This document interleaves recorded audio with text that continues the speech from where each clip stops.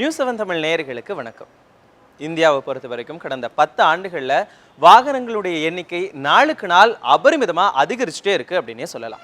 உலகமயமாக்கப்பட்ட இந்த சூழல்ல வாகனங்களுடைய எண்ணிக்கையை கட்டுப்படுத்துறது அப்படிங்கிறது நம்மளுடைய கற்பனைக்கெல்லாம் அப்பாற்பட்ட விஷயமா தான் பார்க்கப்படுது. நம்மளுடைய சாலைகளில் நடந்து போகக்கூட முடியாத அளவுக்கு வாகனங்களுடைய எண்ணிக்கை தொடர்ந்து அதிகரிச்சுட்டே தான் இருக்கு.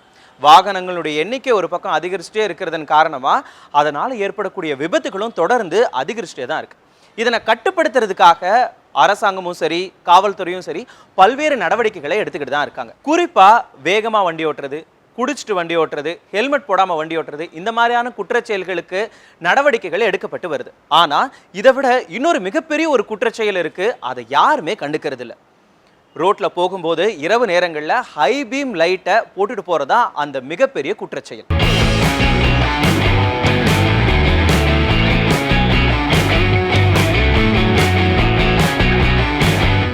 இரவு நேரங்களில் வாகனத்தில் போகும்போது ஹைபீம் லைட் போட்டு போறதான் பெரும்பாலான விபத்துகள் ஏற்படுறதுக்கு மிக முக்கியமான காரணமா இருக்கு. இரவு நேரங்களில் வாகனம் ஓட்டும் போது வாகன ஓட்டிகளுக்கும் சரி பொதுமக்களுக்கும் சரி என்னென்ன வழிமுறைகளை கடைபிடிக்கணும் அப்படிங்கிறத பத்தின போதிய விழிப்புணர்வு இருக்கிறதே கிடையாது.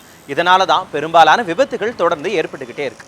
இந்த மாதிரியான ஹைபீம் விளக்குகள் பொருத்தப்பட்ட வாகனங்களால பொதுமக்கள் என்னென்ன சிரமங்களை சந்திக்கிறாங்க அப்படின்னு அவங்களே சொல்றாங்க. நான் பார்ட் டைம் ஆட்டோ ஓட்டிகிட்டு இருக்கேன். ஆட்டோ ஓட்டும் போது பார்த்தீங்கன்னா நைட் டைமில் வண்டி ஆப்போசிட்டில் வர வண்டி லைட்டு ரொம்ப பவராக இருக்குது, ரொம்ப ஹெவியாக இருக்குது. அதை பார்த்து வண்டி சரியாக ஓட்ட முடியல. எங்கள் மாமா பையன் வண்டி ஓட்டிகிட்டு இருக்கான், டிரைவராக இருக்கான், அரசு பேருந்தில் டிரைவராக இருக்கான். அவன் ஓட்டின்னு வரும்போது நான் எடுத்து ஐபீம் அடிக்கும்போது அவன் என்ன பண்ணிட்டான், ஆக்சிடென்ட் ஆகிடுச்சு. என்ன பிரச்சனை, ஆப்போசிட்டில் வர வெஹிக்கிள் வந்து என்ன பண்ணிட்டாங்க, ஹைபீம் போட்டு வந்துட்டாங்க.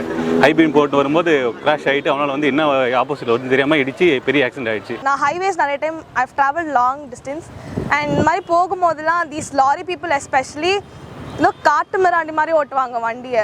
ஹை பீம் போட்டு என்னமோ அவங்க ரோட் மாதிரி ஓட்டுவாங்க. என் வயசுக்கு எனக்கே வந்து கண்ணு கூசுது. லைக் எதிராக வந்து வண்டி ஓட்டிகிட்டு வரும்போது ஹெல்மெட் போட்டாலும் போடலனாலும் கண்ணு கூசுது. பெரியவங்களுக்கு இதில் கருவிழிகளில் ரொம்பவே எஃபெக்ட் ஆகுது. ஆப்ரேஷன் பண்ணவங்க, அப்பார்ட் ஃப்ரம் தட் சின்ன குழந்தைங்க லீவ் நாளில் வெளியே கூட்டு வரும்போது அவங்களுக்கு, அதுக்கப்புறம் பெரியவங்க அப்போ தான் ஆப்ரேஷன் பண்ணி வந்திருப்பாங்க, அவங்களுக்கு இது ரொம்பவே எஃபெக்ட் ஆகுது. ஸோ நான் பர்சனலாக ஃபீல் பண்ணது ஹை பீம் போட்டு ஓட்ட வேணாம். அதுதான் நான் பர்சனலாக ஃபீல் பண்ணது. என்ன மாதிரி நிறைய யங்ஸ்டர்ஸ் வந்து இப்போ பார்க்கலாம், நிறையா கேஜெட்ஸ் வந்துருச்சு. ஸோ அதனால் நிறைய பேர் வந்து ஸ்பெக்ஸோடு தான் சுற்றிட்டு இருக்காங்க யங்ஸ்டர்ஸ் எல்லாருமே. அது லைஃப் சைக்கிளோட ப்ராப்ளமாக இருக்கலாம். பட் ஆனாலும் அந்த மாதிரி ஸ்பெக்ஸ் போட்டு வண்டி ஓட்டுறவங்க நிறைய பேருக்கு வந்து ஒரு பெரிய ப்ராப்ளம். ஹை பீம் போட்டு வண்டி ஓட்டுறதுனால வந்து அவங்களுக்கு வந்து நல்லா பிரைட்னஸ் கிடைக்கும். அதனால் வந்து நம்ம எதிர வரவங்களுக்கு ரொம்ப ஆக்சிடென்ட் இது மாதிரிலாம் நிறைய ஆகுது. ஏன்னா ஒவ்வொரு வாட்டியும் நீங்கள் ஹைபீம் யூஸ் பண்ணும்போது எதிர்க்க வரவங்க எப்படி வருவாங்க, யார் வருவாங்க என்னன்னே தெரியாமல் ஒரு பிளாங்கான வியூவில் நாங்கள்லாம் போயிட்டுருக்கோம். ஆனால் கடைசியில் வந்து பிளாங்காக வந்து பொண்ணுங்க மேலே லேடிஸ் ஒழுங்காக ஓட்டுறதில்ல அப்படின்னு பிளாங்காக நீங்கள் சொல்லிடுறீங்க. பட் ஹைபீம் நீங்கள் போட்டுட்டு வரதுனால எஃபெக்ட் ஆகிறது நாங்கள் தான். நீங்கள் ஹைபீமில் ஓட்டுறதுனால நீங்கள் மற்றவங்களுக்கும் யூஆர் ரெஸ்ட்ரிக்டிங் த விசிபிலிட்டி. அதனால நீங்கள் எப்போவுமே ஹைபீமில் ஓட்டாமல் லோ பீம்லேயே ஓட்டுங்க. Keep safe and drive safe. Parents only should tell the children. And no matter 2-வீலராக இருந்தாலும் சரி 4-வீலராக இருந்தாலும் சரி, எஸ்பெஷலி ஸ்கார் பீப்புள் ஹைவேஸில் போனீங்கன்னா என்னமோ அப்படியே ஹைபீம் போட்டு அப்படியே ஓட்டிகிட்டே போயிட்டே இருப்பாங்க. ஆப்போசிட் வரவங்களுக்கு தெரியுமா தெரியாதான், அது அவங்களுக்கு அந்த நாலேஜ் இருக்குமான்னு தெரியல. ஹைபீம் அந்த பைக்லேயும் கார்லையும் போடாதனால மிடில் கிளாஸ் ஏஜ்டு பீப்புள்ஸ் என்ன பண்ணுறோன்னா நாங்களுக்கு அந்த ரோட்டில் வந்து சைட் தெரிய மாட்டேனால ஆக்சிடென்ட்ஸ் நிறையா வாய்ப்பு இருக்குது. ஒரு செகண்டில் வந்து பிளிங்க் ஆகிடுது. இரவு நேரங்களில் ஒரு வெஹிக்கிள் போகும்போது எதிரே வர்ற விளக்கு ரொம்ப பவராக எரிஞ்சிச்சின்னு சொன்னால், அதிகமாக கண் கூசுகிற மாதிரி எரிஞ்சிச்சின்னு சொன்னால், இடையில யாராவது ஒரு விளக்கு இல்லாமல் ஒரு 2-வீலரில் போயிருந்தாலோ அல்லது ஒரு பெடஸ்ட்ரியன் கிராஸ் பண்ணாலோ நிச்சயமாக தெரியாது. அதே மாதிரி வாகனங்கள் சில பழுதுபடைந்த வாகனங்கள் நின்னால் தெரியாது.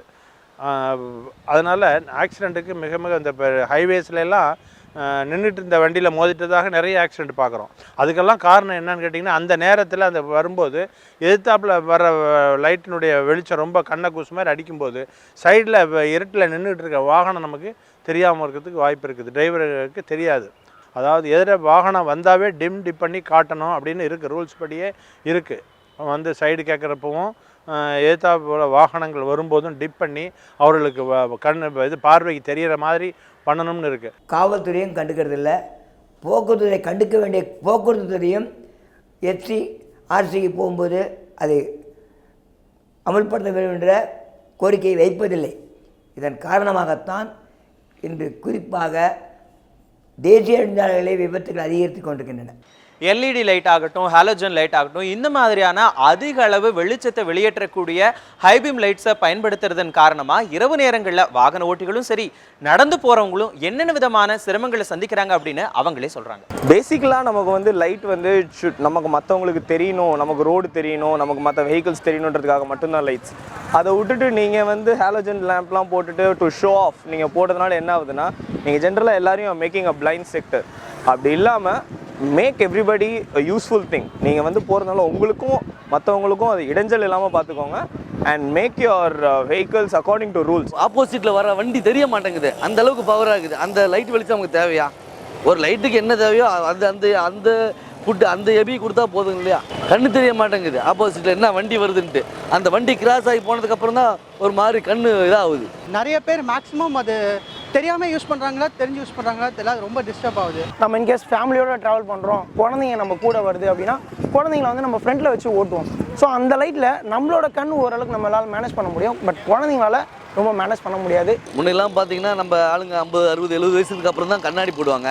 இப்போ பார்த்தீங்கன்னா பிறகுற குழந்தைய கண்ணாடி போகிற அளவுக்கு இந்த லைட்டு வெளிச்சம், இந்த ஆலோஜன் லைட்டு, ஐயோ ரொம்ப கொடுமையாக இருக்குது சார். தயவு செஞ்சு இந்த நியூஸ் மூலயமா எங்களுடைய கருத்து என்ன, பொதுமக்களுடைய கருத்து என்னன்னா, தயவு செஞ்சு அந்த லைட்டை தடை பண்ணுங்க. இப்போ வர்ற வாகனங்கள் எல்லாத்துலேயுமே வந்து ரொம்ப பவர்ஃபுல்லான லைட்டு வைக்கிறாங்க. அதை வந்து விரும்பி வாங்குறாங்கிறது, அதாவது வாடிக்கையாளர்களை திருப்திப்படுத்தணும், அவர்களுடைய இதை நிறைவேற்றணும், அவர்கள் விரும்பி வாங்கணும் அப்படிங்கிறதுக்காக வேண்டியே வைக்கிறாங்க.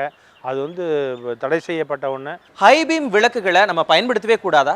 பயன்படுத்தலாம், ஆனால் அதுக்குன்னு சில வழிமுறைகள், விதிமுறைகள் இருக்குது. வண்டியில் போயிட்டு இருக்கும் போது ஆப்போசிட்டில் ஒரு வண்டி வருதுன்னு வச்சுங்களேன், அந்த வண்டிக்கு நம்ம வந்துக்கிட்டு இருக்கோம், நான் வந்துக்கிட்டு இருக்கேன், தயவுசெய்து ஸ்லோவாக வாங்கங்கிறதுக்காக தான் இந்த லைட்டை யூஸ் பண்ணுவோம். எனக்கு தெரிஞ்சு high beam should be only used while overtaking or something or to indicate the forward vehicle.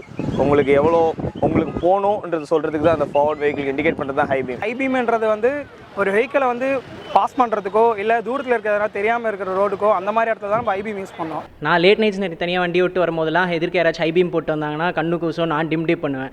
நான் எதுக்காக டிம் டிப் பண்ணுறேன்னு கூட எதிர்க்க வரனுக்கு தெரியாது, அவன் பாட்டுக்கு ஹை பீம் போட்டு அதை மாற்றாமல் அப்படியே தான் போயிட்டுருப்பான். ஸோ இந்த ஹை பீம் போட்டு ஓட்டக்கூடாதுன்றதை பற்றி ஒரு அவேர்னஸ் வந்து மக்கள்கிட்ட வரணும். இரவு நேரத்தில் அந்த டிம் டிப் பண்ணால் தான் ஈஸியாக இருக்கும். ஆரன் அடிக்கிற சத்தம்லாம் ஆரன் தேவையில்லை. இந்த டிம் டிப் பண்ணி காட்டினோம்னா முன்னாடி போயிட்டுருக்கவங்களுக்கு ஒரு செய்கை, அதாவது நான் ஒன்று ஓவர்டேக் பண்ணலாமா அப்படிங்கிறதுக்கு. அதை பார்த்ததுக்கப்புறம் அவங்க லைட் போட்டு காட்டினாங்கன்னா நம்ம ஓவர்டேக் பண்ணலாம். ஏன்னா நம்ம ஓவர்டேக் பண்ணுறது தெரியாமல் ரைட்டில் வந்துடுறதுக்கு வாய்ப்பு இருக்குது. இன்னும் சில சந்தர்ப்பங்களில் தூரத்தில் வண்டி வரும்போதே ஒரு இடத்துல ஒரு குறுகலான இடத்த கடக்க வேண்டிய சந்தர்ப்பம் வந்துச்சு.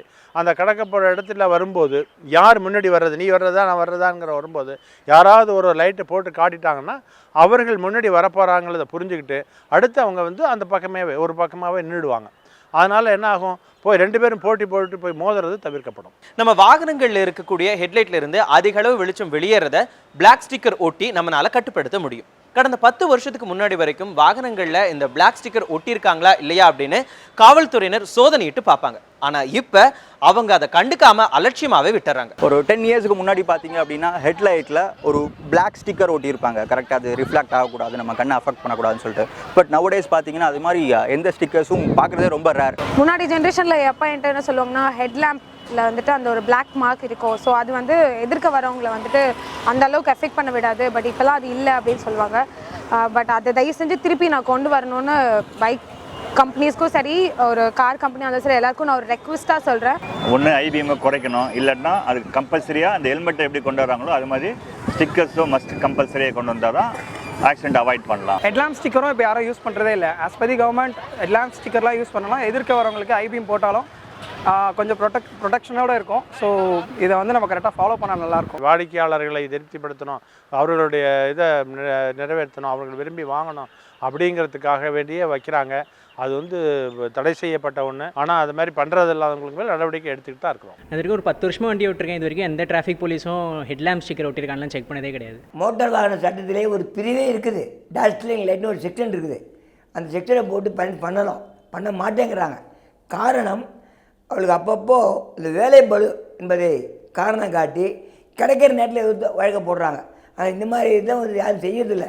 ஹைவேஸில் கூட குறிப்பாக இந்த டால்ட்ரிங் லைட் என்ற சட்ட விதியை உடனடியாக எப்படி ஹெல்மெட்டுக்கு இப்போ கொள்ளடிக்கிறாங்களோ அந்த கொள்ளடிக்கிறது மாதிரி இருக்கக்கூடாது. ஒரு அவேர்னஸ் கிரியேட் பண்ணுற மாதிரி மக்கள் மத்தியிலே அந்த வகையை நிறுத்தி முதலிலே ஒரு வார காலம் எச்சரிக்கையை விட்டு தொடர்ச்சியாக தினமும் 5-6 வழக்குகள் போடக்கூடிய சூழ்நிலையை காவல்துறையும் போக்குவரத்து துறையும் அமல்படுத்த வேண்டும்.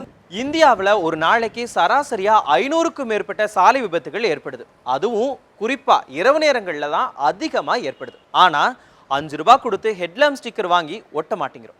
இதுக்கு தீர்வு தான் என்ன? மேக்ஸிமம் இந்த டிராஃபிக் போலீஸுங்கிறவங்க எல்லாம் கண்ட்ரோல் பண்ண ஹெல்மெட்டு கட்டாயங்கிறாங்க.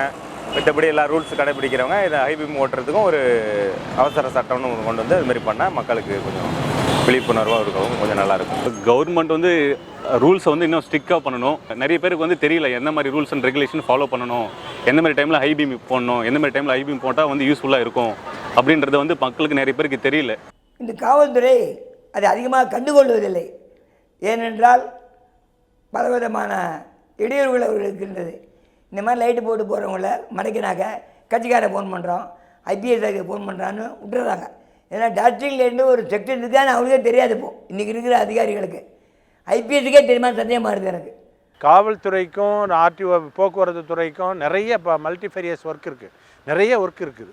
அப்படி இருக்கும்போது இது வந்து ஒரு பகுதியான ஒர்க்கு தான். 24 மணி நேரமும் காவல்துறை வந்து இந்த டேஸ்லிங் லைட்டையே பார்க்குறாங்க. அதாவது எவ்வளோ பார்ப்பாங்கன்னா ஒரு 2 நாள் 3 நாள் ஏதாவது ஒன்று இன்சிஸ்ட் பண்ணாங்க, இது மாதிரி புள்ளி விவரப்படி டேஸ்லிங் லைட்னால இவ்வளோ வழக்குகள் ஆகிடுச்சு அப்படிங்கும்போது இவ்வளோ விபத்துக்கள் ஆகிடுச்சு அப்படின்னு சொன்னால் உடனே அதுக்கு கான்சன்ட்ரேட் பண்ணுவாங்க.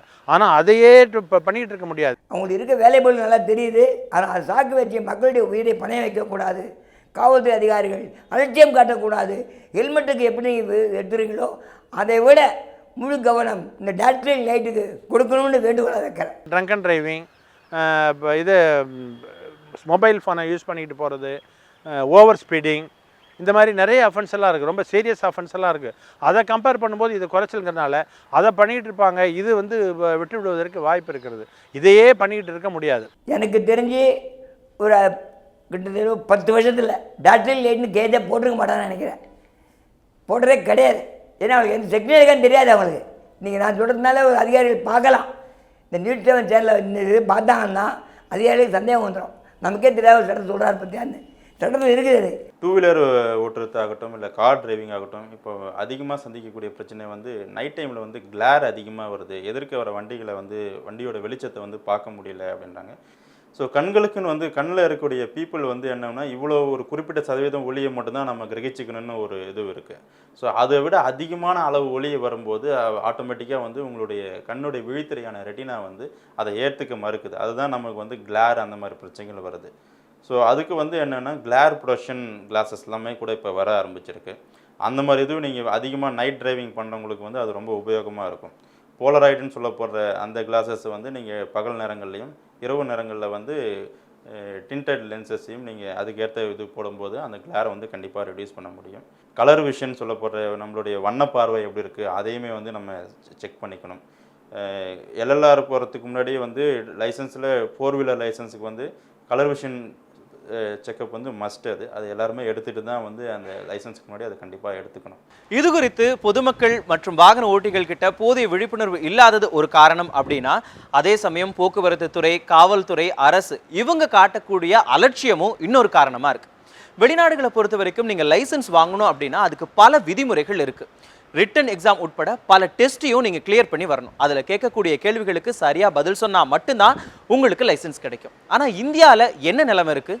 2000 ரூபாய் இருந்தால் போதும் உங்களால் வண்டி ஓட்ட தெரிஞ்சாலும் சரி தெரியாமல் இருந்தாலும் சரி லைசன்ஸ் வாங்கிட முடியும். இதுக்கு அரசு அதிகாரிகளையோ இல்லை அரசையோ மட்டுமே குற்றம் சொல்லி எந்த விதமான பிரயோஜனமும் கிடையாது.